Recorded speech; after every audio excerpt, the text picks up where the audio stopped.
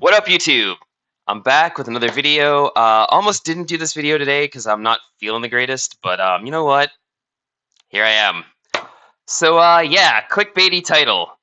Milestones are bad, and you should feel bad. Milestones XP and why most D&D games don't make it past level 7. Now, I want to do this because I want to talk about my XP system, and I also want to talk about why a lot of games don't make it past level 6, 7, or 8 because that's a thing, and I want to talk about it. So here we go.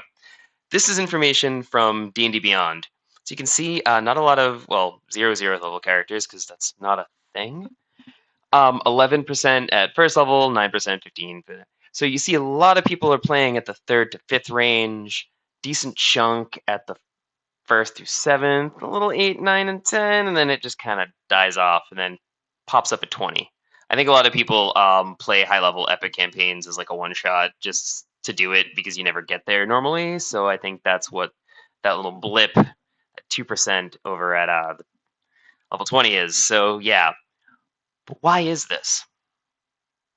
Why? Like, why are we not playing beyond these levels? Why do we stagnate around there? Um, One potential answer is it's the hit point slog. This is when players have a lot of hit points, monsters have a lot of hit points, and you're just trading blows with monsters all day. But that's partially just bad encounter design, and partially what I think the real problem is rearing its head in a very interesting way. I think the real problem is we advance too quickly. And once you get to about 6th, 7th, 8th level, there's two issues with advancing quickly at that point. One issue is the DM fatigue. The DM doesn't know how to challenge these players, isn't used to their spells and abilities, and is just overwhelmed with it. And if the DM nopes out, then the whole party's going to nope out. The other problem is players are paralyzed by choice.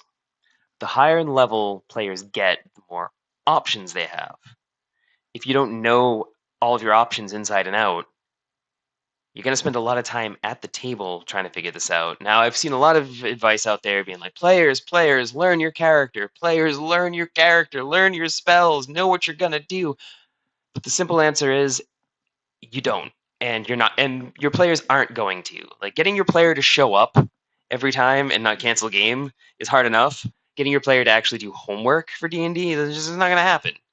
The only people that have the passion to do homework for D&D are DMs. That's it. Like, most of your players are not going to do this. And the players that aren't doing this are going to slow it down for everybody else because they don't know how to use their character. Fast advancement is part of why they don't know how to use their character. You have very few things you can do at first level. It's pretty easy to learn. Second level, you gain some cooler abilities. Third level, you might gain second level spells. You might get some other cool abilities. Fourth level, you're gaining even more cool abilities. Fifth level, you're getting an extra attack. And then there's a jump from 5th level to 6th level, 14% down to 9%, because that extra attack has slowed down play considerably, and people are just like, this game used to be fun, and now I'm bored. I don't know, this campaign's just boring now. Yeah, because people are taking too long to figure out what they're going to do on their turns because they're paralyzed by choice. So why did I call this Milestones are bad and you should feel bad? Because milestones produce one of two problems. Either you're going to level up way too fast, or you're going to be fighting with human psychology.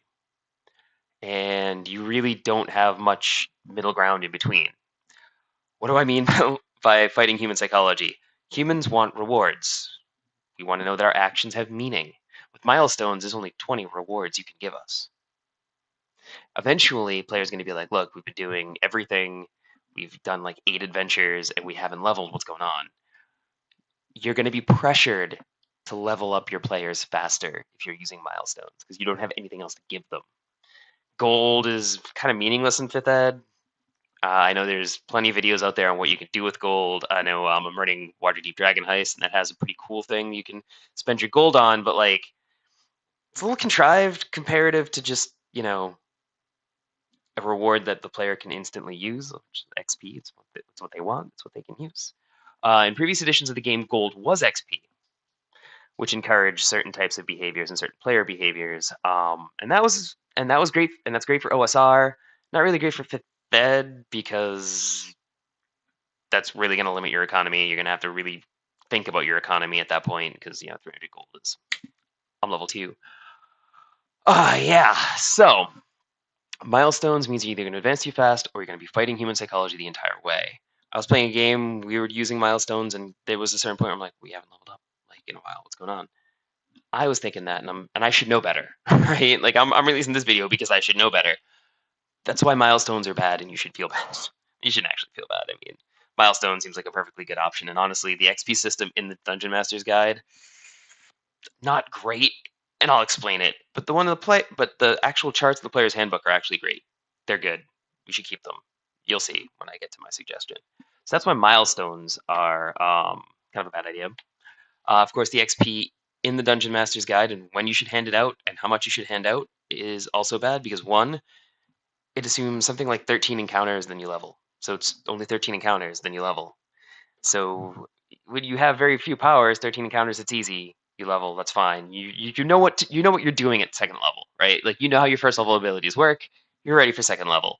Second level, your third level, you start to know these things. But again, some of these levels get more complicated. And you can see it in the XP chart that WotC wrote that some of these levels they want you to stay at longer, right? Like they put more time. There's like a bigger jump here because they want you to stay here longer. But then they say 13 encounters and they calculated everything to make it faster, to make it just 13 encounters. Not enough time to learn all this stuff. You start to slow down, and again, around, here-ish. I'm cupping levels 7, 8, and 9. Around here-ish, you don't know how to use your character. Gameplay slows down. Players get bored. I think I just spit on my keyboard. You don't need to know that. But players get bored, and combat slows. Players get bored. The game gets boring. The other problem with the XP system in the Dungeon Master's Guide is it's very combat oriented, which encourages murder hobos. If you don't have a place to live, you don't have living expenses, you don't have to worry about gold. All that gold is just profit, which you don't even have anything to use on because you can't buy magic items. So what am I even doing here? And murder is how you get XP, so players will murder. Simple as that. Okay. So if the DM's guide XP is bad and milestones are bad, what should we do?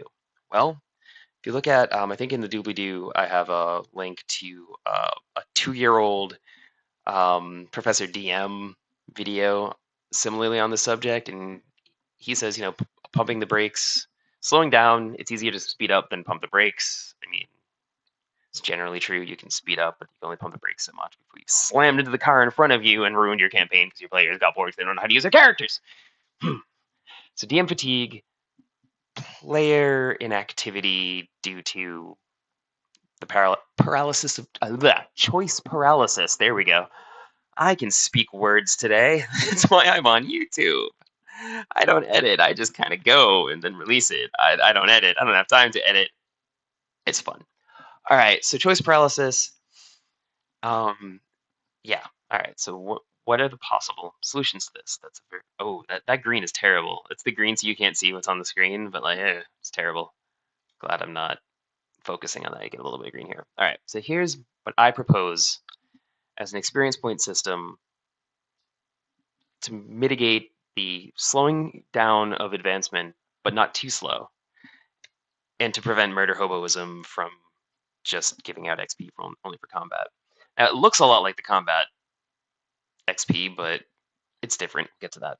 So first thing I have is story award, but I'm going to skip story award for now and come back to it. So deadly encounter, 200 XP.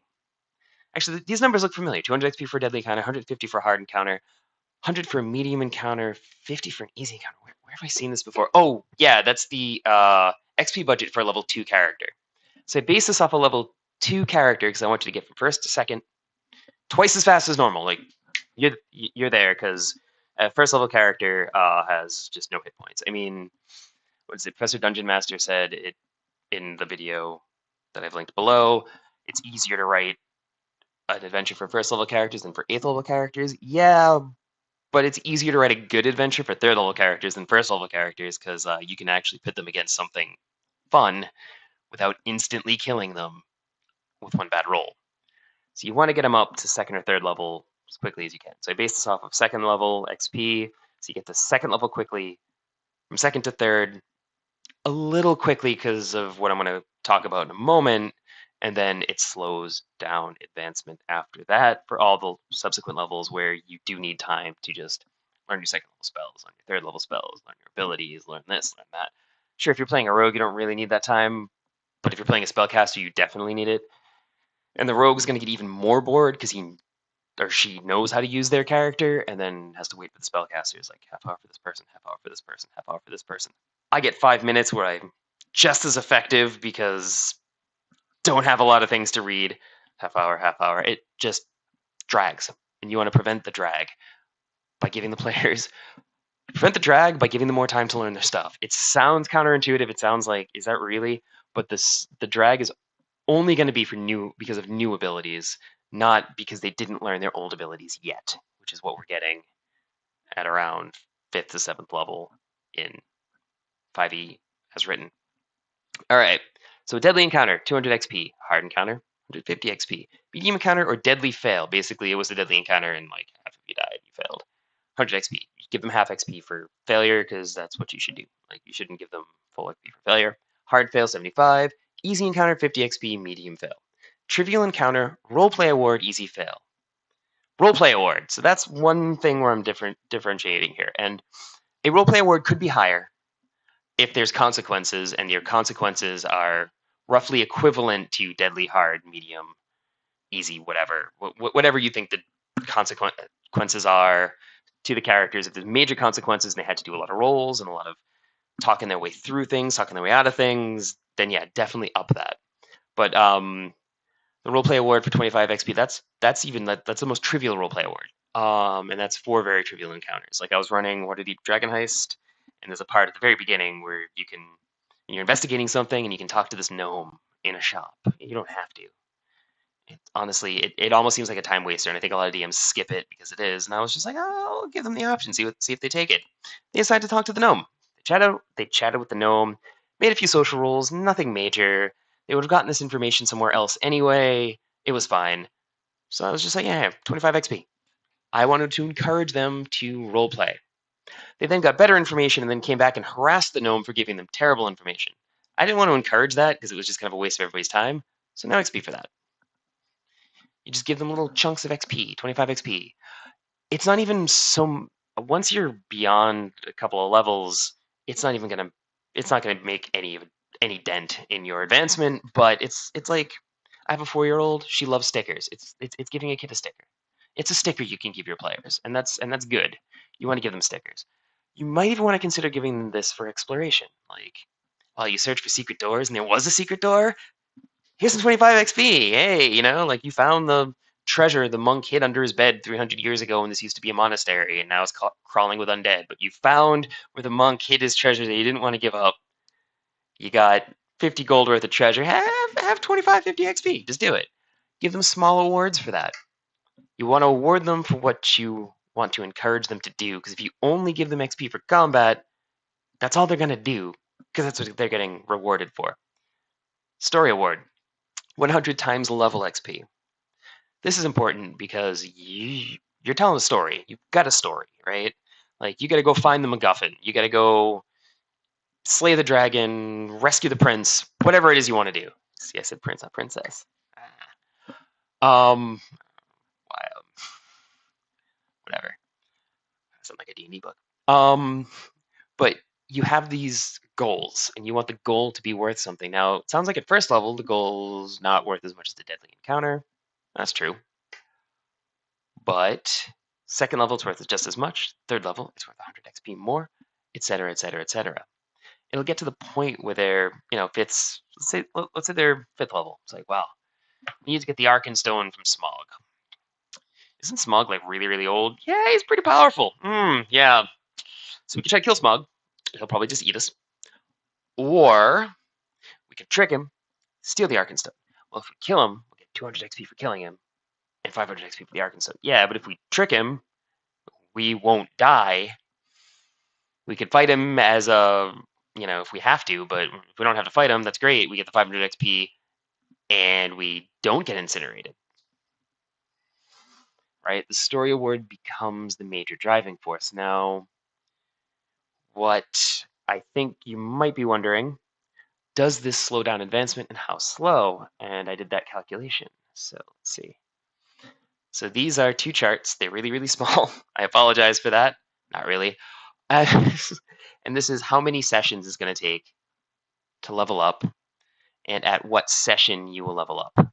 So this is how, there we go. This is how many sessions it'll take to attain each level. It'll take one session to get from first to second, one session to get from second to third. I think 3 sessions to get to fourth level, 6 sessions to get to fifth level, 10 or 11 to get to sixth level. It goes up and it drops back down a little bit because they want to keep you at 7 and 8. 6, 7, and 8 are a little harder to get, 9 and 10. And this is all based off their XP in this calculation and doing some math. But 10 sessions from 8 to 9, 10 sessions from 10 to 11. And this is, oh, by the way, full disclosure, this is assuming you're giving 4 medium awards and 1 story award every time you play D&D. So like a 5-room dungeon, roughly equivalent to giving them 4 medium awards, depending on how you set up your encounters. And then, hey, you got to the end of the dungeon and did the thing. You get a story award. Probably the most boring way to do that, but this is just for mathematical simplicity. So if every week you play D&D, you do 4 encounters, it's about 4 hours of gameplay. They get a story award at the end of it. You have 4 or 5 hours. This is how long it'll take them to level up. And if you look at weeks of play, they're going to be around level 8 after about a year. After 2 years of play, they're going to be level 14 or so. 3 years of play, we're looking at level 16, 17, and it's going to take them about 4 years to get to level 20. Probably good. Probably what you need to slow your game down and get the players to know their characters. Also, the lower levels are more fun and you get to spend longer at them. Then as you go higher, you can, advance as per normal. You also get that feeling of advancement because I'm giving you XP, right? Like I'm not just like, I'm not ripping you off here. You're getting XP for all of this. So let's go back to this chart, even though it makes me look green. I got my goblin on. Goblins aren't green in D&D. They're like red or something, right? I don't even know. Goblins should be green. It's cool. It's fine. Just make goblins green. Anyway, hashtag make goblins green. But yeah, so back to the chart in case you want to see it again. But yeah, this is the idea. And this will hopefully slow down your play a little bit.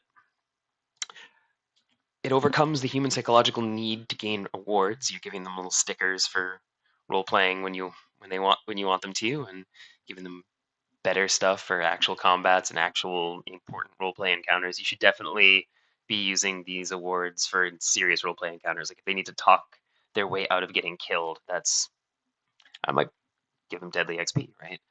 If you're going to use something like the skill challenge rules from 4th edition, I know people hate 4th ed, ooh, 4th ed, and there's plenty to hate in 4th ed, but there's some good stuff in there too, and skill challenges is one of them, which is the, 3 for easy, 6 for hot, for medium, 9 for hard, and 12 for deadly successes before 3 failures at a skill check. I'm going to be running all my chase scenes using a skill challenge system rather than trying to calculate distances and stuff. I'm just going to be like, whatever, I'll set the DC based off of relative speeds and just go, right? Like, give me an athletics or acrobatics check, and then roll on the complications table to give them other things to roll to make it more interesting. And just every fail is like, you've fallen behind. If you failed 3 times, you lost them. Or if you fail 3 times, they caught you. However that works. And then however many, there's your XP for that, right? Obviously combat, but yeah. And then for the story, that's when they get the big award. Hey, we rescued Prince Thunderdam from blah blah blah blah blah blah. Great. Your 3rd level, 300 XP. And that's it. That's the system. That's the idea. And that's all I really have to say about that. So, yeah. If you like what you hear, if you like my stuff, sorry I'm feeling a little under the weather. I'm hoping it's not COVID. It wasn't when I tested, but I still feel like crap, so I might test again tomorrow. I don't know. But anyway, not feeling great. Wanted to get this out there. Wanted to get something out. I've got 72 subscribers. I want to keep that momentum going. Yeah, so check out the rest of my channel if you want to see me play Skyrim on this guy, my treadmill and bow system.